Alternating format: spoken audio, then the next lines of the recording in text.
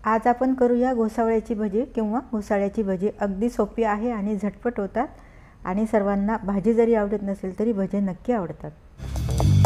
नमस्कार, डेस्टिनेशन चॅनलमध्ये तुमचं सर्वांचं मनपूर्वक स्वागत आहे। सर्वात आधी बघूया आपण साहित्य। 1 वाटी बेसन घेतलेलं आहे आणि अर्धी वाटी तांदळाचं पीठ घेतलेलं आहे, म्हणजे छान भजी कुरकुरीत होतील। आणि 1 चमचा ओवा घेतलेला आहे आणि 1 चमचा जिरे घेतलेले आहे। अगदी थोडीशी पाव चमचा हळद आणि 2 चमचे मिरची पेस्ट घेतलेले आहे आणि चवीपुरतं मीठ।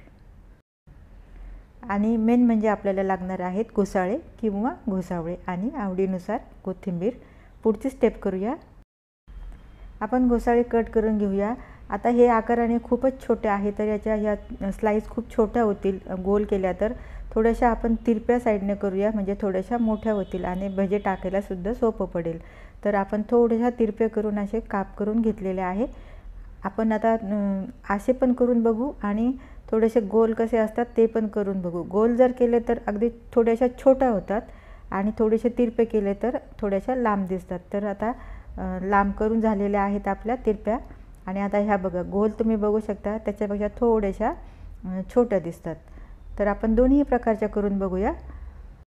हे बघा, एका घोसाळ्याच्या एवढे स्लाइस तयार झालेले आहे। तर तुम्ही बघू शकता तिरपे थोडेसे मोठे आहे आणि गोल थोडेसे छोटे आहे। थोडासा अगदी फरक आहे, आवडीनुसार करायचा आहे। आता हे एका बाजूला आपण ठेवून देऊया आणि आपण पीठ भिजवूया। तर आता मी पीठ घेतलं, बेसन पीठ।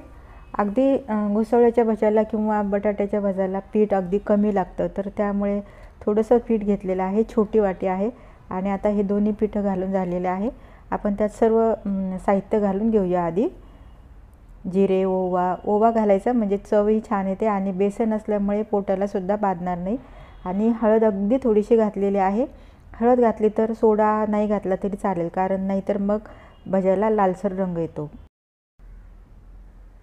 तर आता हे सर्व साहित्य घालून झालेले आहे।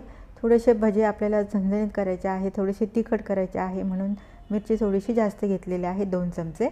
आता आपण हे बॅटर छानपैकी मिक्स करून घेऊया। खूप पातळ पण नाही आणि खूप घट्ट पण नाही। घोसावळ्याच्या स्लाइडला छान कोटिंग झालं पाहिजे, इतक्या प्रमाणे ते आपल्याला ते पातळ ठेवायचं आहे। पीठ आपण मिक्स होईपर्यंत आपलं तेल सुद्धा छान तापलेलं आहे। मीडियम गॅसवर तेल गरम केलेलं आहे आणि थोडासा गॅस मीडियम टू लो मध्ये ठेवलेला आहे। जर आपल्याला हाताने टाकता येत नसेल तर आपण काटे चमचा किंवा थोडासा जाळीचा चमचा असतो त्याने आपण टाकू शकतो, म्हणजे टाकायला पण सोपं पडतं। तर मी आता ह्या फोर्कने टाकत आहे। एक एक एक एक छान टाकता येतात आणि उलटताही येतात, त्यामुळे टाकायला अगदी सोपे जातात।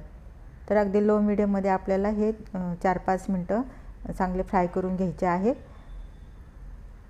तर आता तुम्ही बघू शकता पहिली बॅच आपली काढून झालेली आहे, टाकून झालेली आहे। आता हे आपण काढून घेऊया।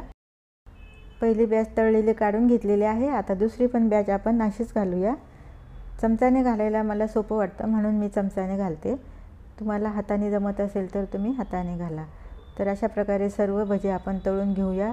अगदी झटपट होतात आणि भाजी आवडत नसेल तर भजी खायला नक्की आवडतात।